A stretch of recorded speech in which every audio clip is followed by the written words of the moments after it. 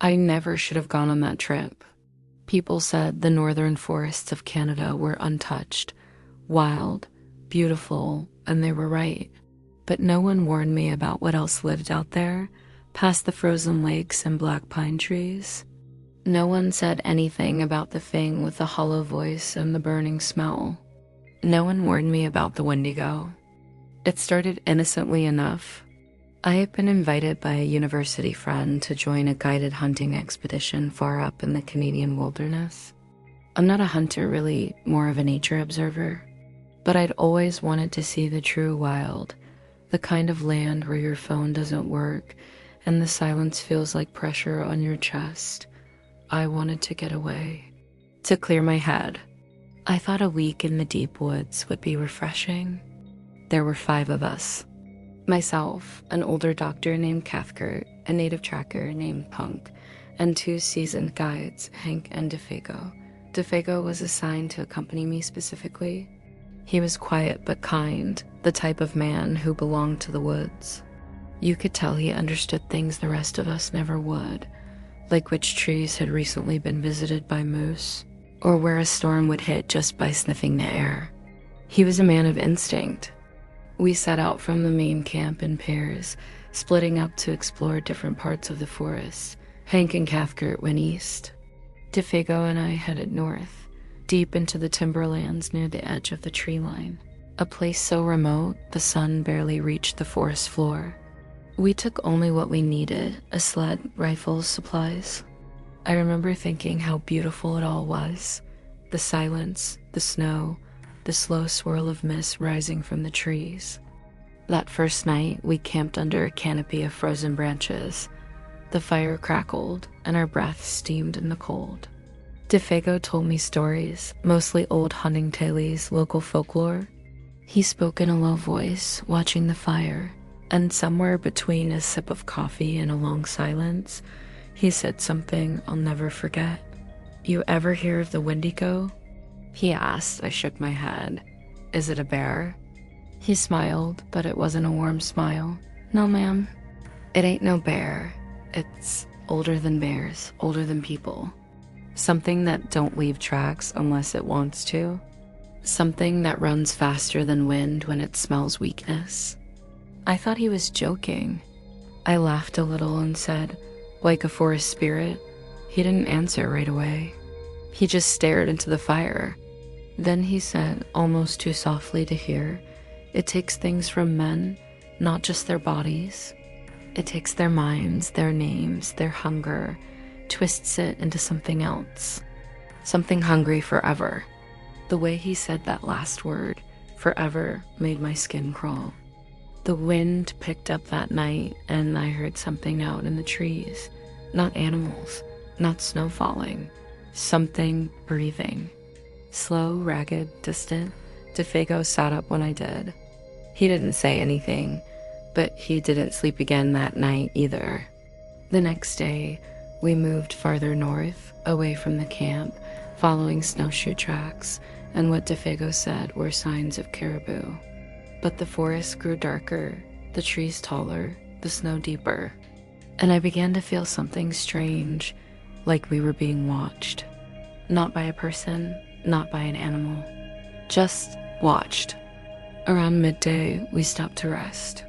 I took off my gloves to warm my fingers near the fire, and DeFago suddenly stood bolt upright. He turned toward the trees like he'd heard something. "What is it?" I asked. He didn't answer. "DeFago?" He sniffed the air.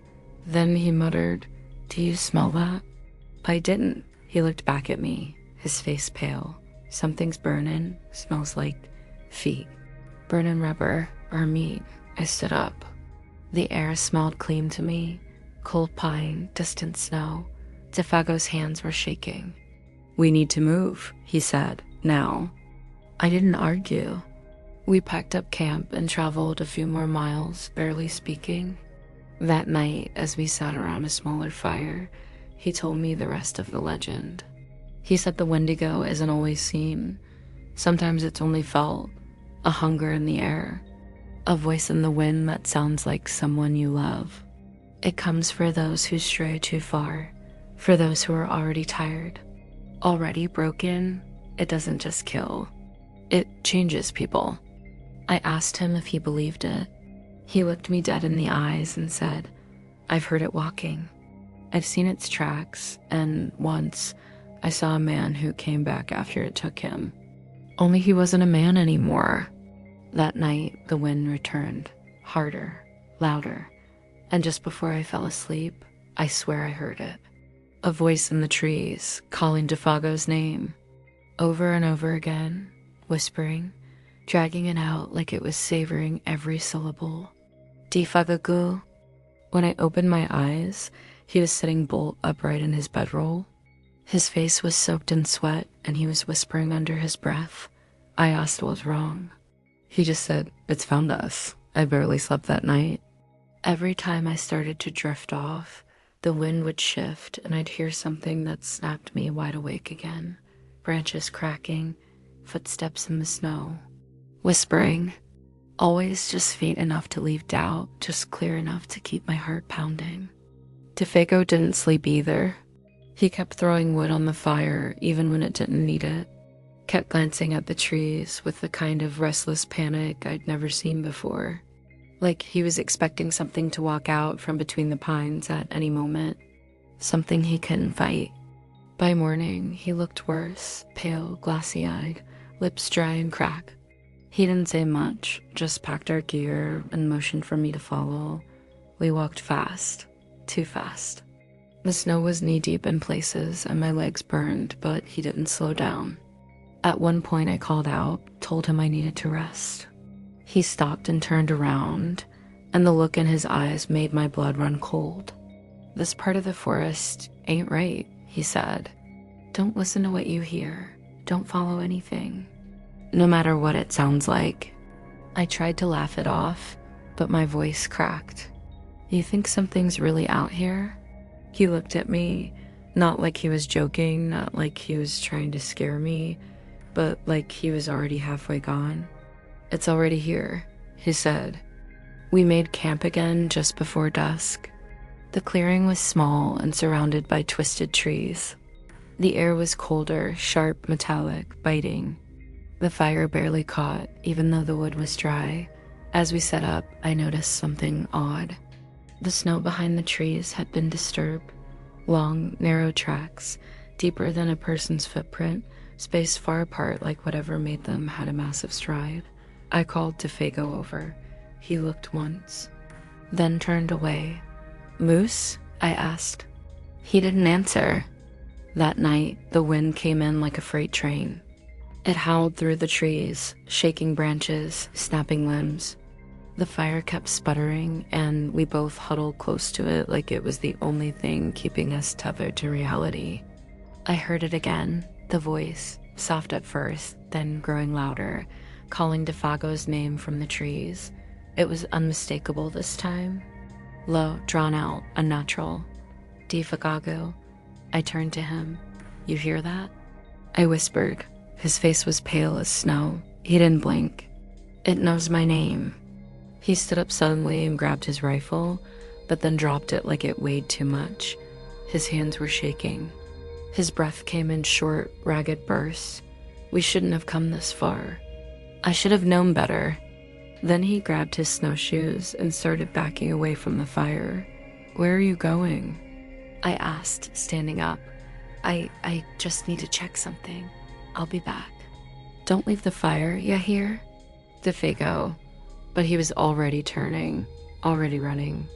I shouted for him to stop, but his figure vanished into the trees like he was being pulled. Like something had taken hold of him. I didn't follow. I couldn't. My legs wouldn't move. I sat back down, staring into the fire, clutching my rifle like a lifeline. The wind kept howling. The forest creaked and groaned.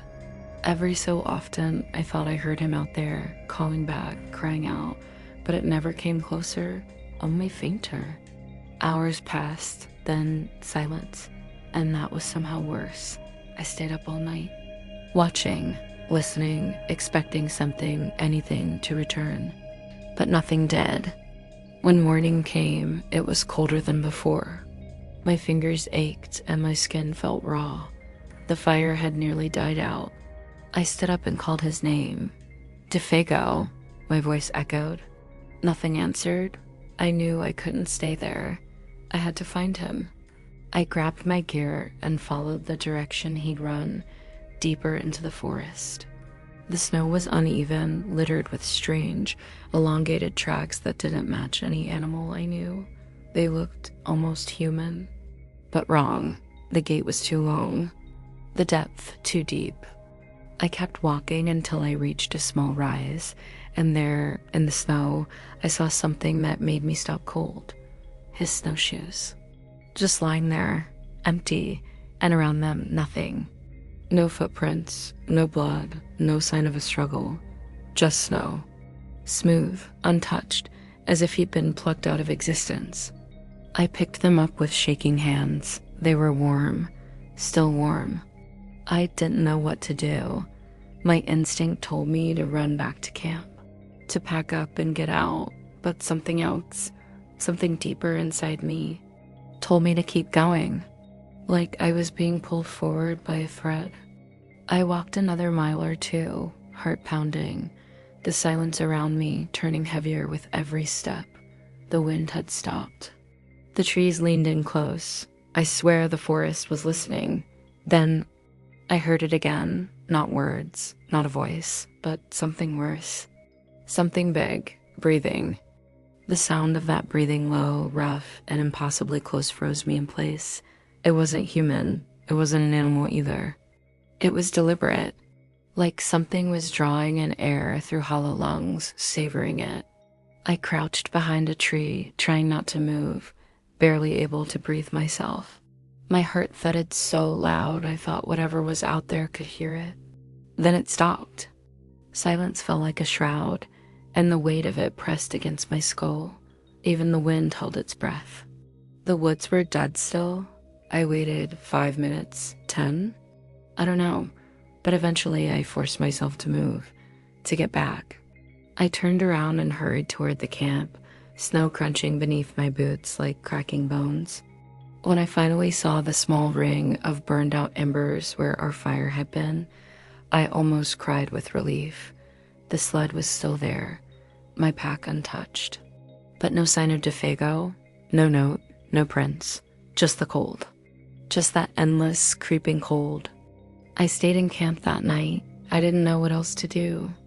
I tried to keep the fire going, but my hands were clumsy and the wind kept snuffing it out. My nerves were fried. Every sound made me jump. Every shadow looked like a figure. I kept hearing his name echoing in the dark, Defago. Sometimes high, like a woman's voice. Sometimes low, like something ancient whispering it from beneath the snow. Around midnight, I thought I saw movement near the tree line. Just a flicker tall, thin, wrong. I aimed my rifle and waited, but nothing came forward. Nothing ever did. When morning came, I was running on adrenaline and raw fear. I packed what I could and started back south, retracing our path. I knew it would take a full day, maybe longer, to reach the base camp where Dr. Cathcart and the others were supposed to meet us. I just wanted to see people again. I wanted out. But the forest wasn't done with me. Late that afternoon, as I crossed a frozen creek, I heard something crashing through the brush behind me. Heavy, fast, uncoordinated. I turned around, rifle raised. My breath caught.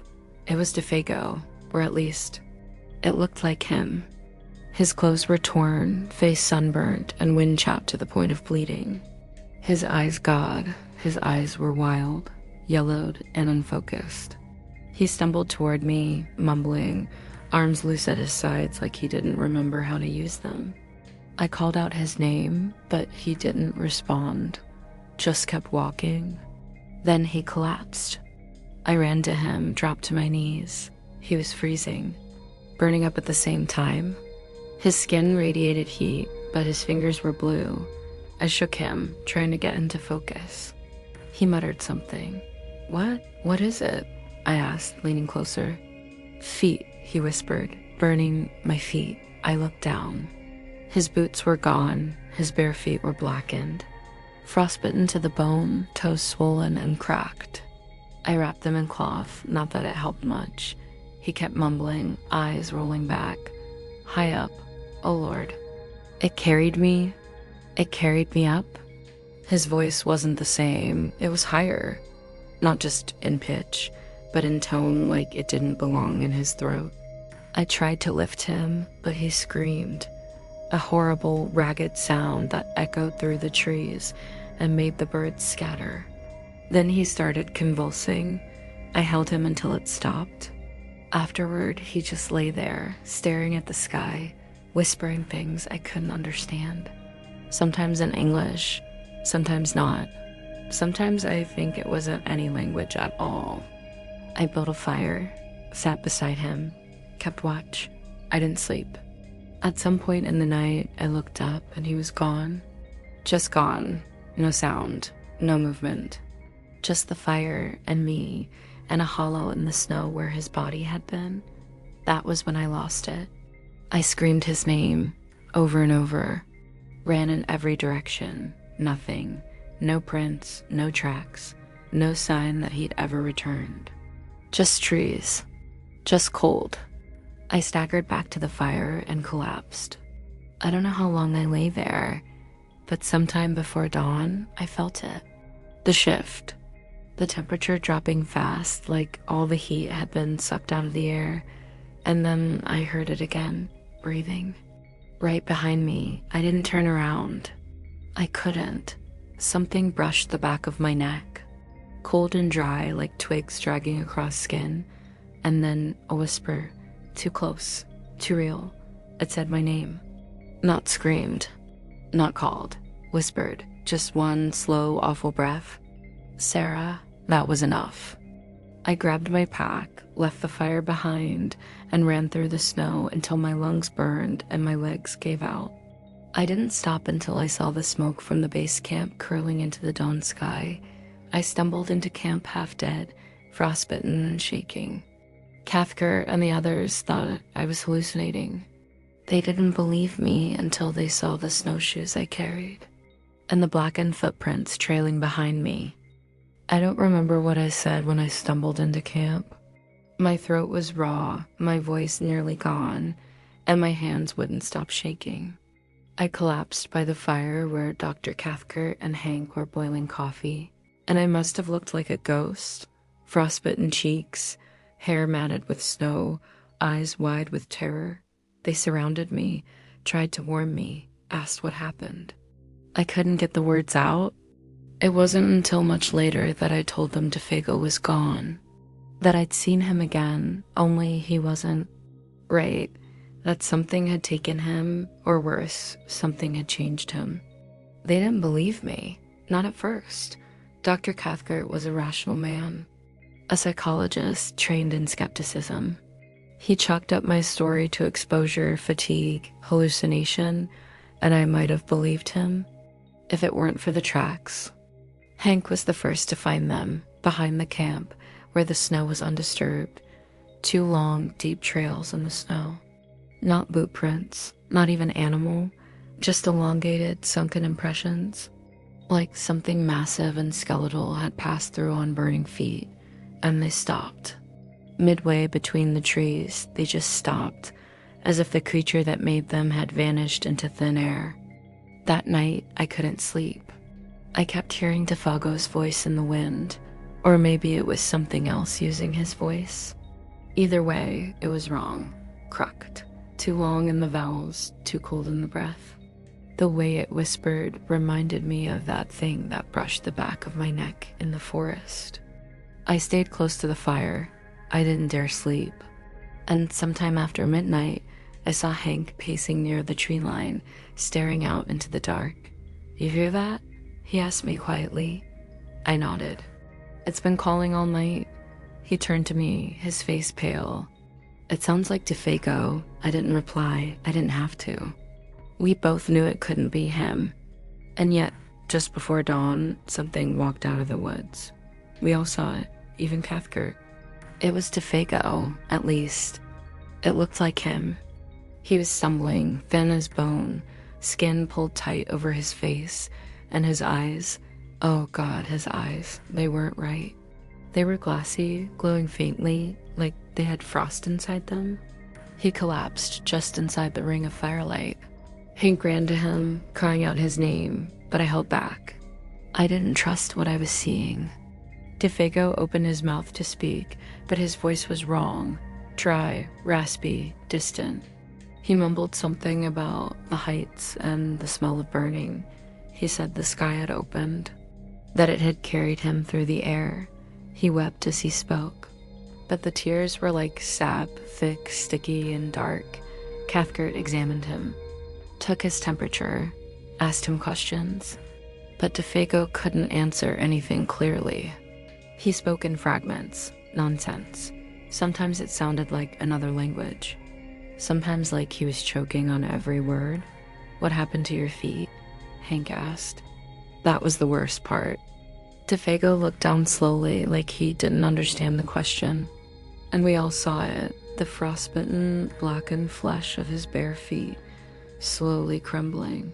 His toes were missing, not torn, not injured, just gone. Like something had burned them away clean. Cathcart demanded we bring him inside the tent. I stayed out by the fire. I couldn't be near him. The smell, like meat and burning rubber, it was the same smell DeFago had noticed in the woods before it all started. And now it was pouring off him like a curse. An hour later, Cathcart came out of the tent, his face pale, his hands trembling. He didn't say a word.